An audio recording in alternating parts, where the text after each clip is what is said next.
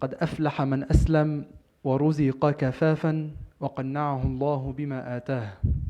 Tonight's hadith comes to us from the collection of Imam Muslim, where he narrates that Abdullah ibn Amr ibn al-As radiallahu anhu, may Allah subhanahu wa ta'ala be pleased with him and be pleased with both of them. He narrates that the Prophet alayhi salatu wasalam says, and the hadith here is the Prophet alayhi salatu wasalam giving us the defining criteria for success. And I'll list them here in a moment.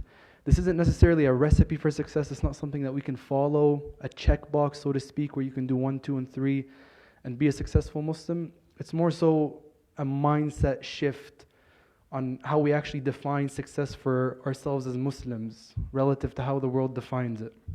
So the Prophet ﷺ says, successful is he who submits their will to Allah subhanahu wa ta'ala and is given just enough to sustain themselves, and they're content with that which Allah subhanahu wa ta'ala has given them.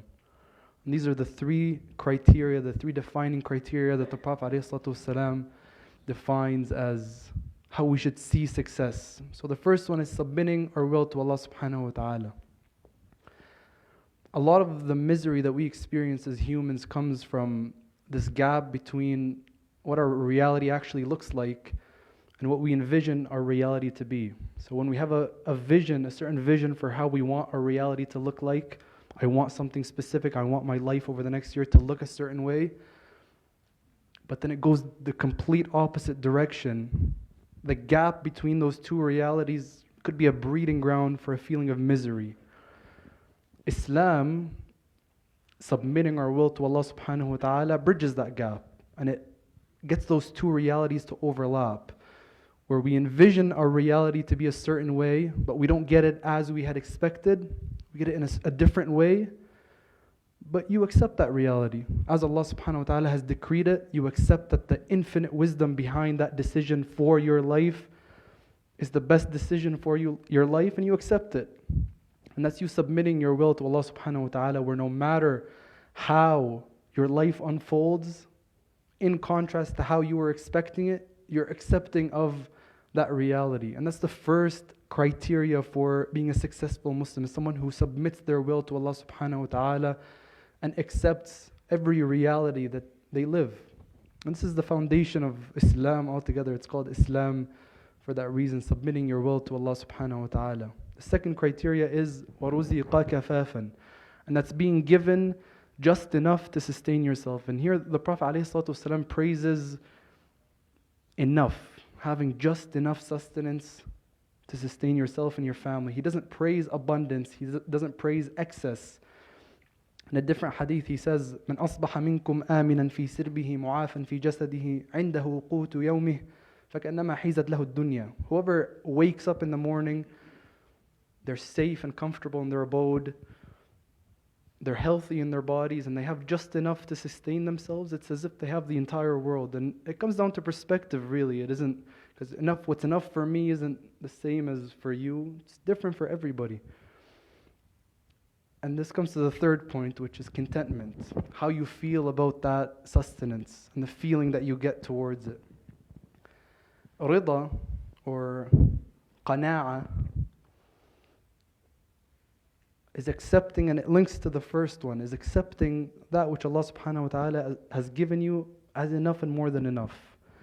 You know that feeling where you're chasing a certain goal, or you're working towards something, and you land it, whether it's a job or you're going for marriage, and in your mind you think that achieving this one goal is going to absolutely transform your life, it's going to change the way you live, it's going to change the way you feel, how happy you're going to be, how content you are.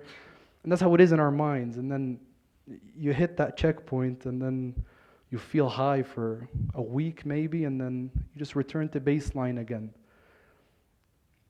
That returning to baseline, where you get comfortable with the ni'mah that Allah subhanahu wa ta'ala has given you, sometimes lacks that qana'a, where you're content with that which Allah subhanahu wa ta'ala has given you, and we end up getting used to the ni'mah. Now, qana'a here, where the Prophet ﷺ says, قَنَّعَهُ اللَّهُ بِمَا آتَاهُ, it's a perspective, really. It's not something tangible that you arrive at in terms of success. You're searching for a certain job, or again for marriage. It's something that you actually achieve. Qana'a is the perspective with that which you achieve, in dunya and actually being content with the state that you're at and not linking your happiness or your feeling of contentment to a specific phase in life. Now, a practical way to actually apply this hadith, and Shaykh Ra'id Allah yarhamu taught me this dua to make at the end of every single dua I make. He says, or he taught me to say, Allahumma aqsim li al-khayru haythu shi't, thumma ardini bih. It's the most practical application of this hadith of the Prophet ﷺ. The dua is, Oh Allah, provide for me that which you see fit for my life. Provide for me as you see fit, and then make me content with that which you've provided me with. So you can ask Allah subhanahu wa ta'ala for 1, 2, and 3, and you ask Him for all the specific things that you want and all the specific things that will fulfill you within this dunya. And at the end, you leave it up to Him. You submit that definition to Him subhanahu wa ta'ala, what He sees fit for you, and ask Him to grant you a feeling of contentment with it.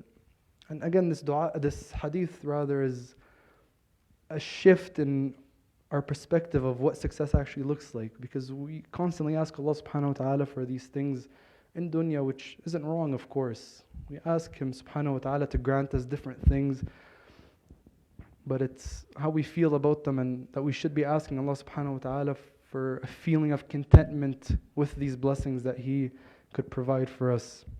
I hope and pray that was of benefit. يروي الإمام مسلم في صحيحه عن عبد الله بن عمرو بن العاص رضي الله عنه أن النبي صلى الله عليه وسلم قال والله نسيت الحديث قد أفلح من أسلم ورزق كفافا وقنعه الله بما أتاه. Successful is he who submits their will to Allah subhanahu wa ta'ala, and they're given just enough to sustain themselves, and they feel content with that which Allah subhanahu wa ta'ala has provided them with. صدق رسول الله صلى الله عليه وسلم. سبحانك اللهم وبحمدك نشهد أن لا إله إلا أنت نستغفرك ونتوب إليك. صلى الله وسلم على سيدنا محمد.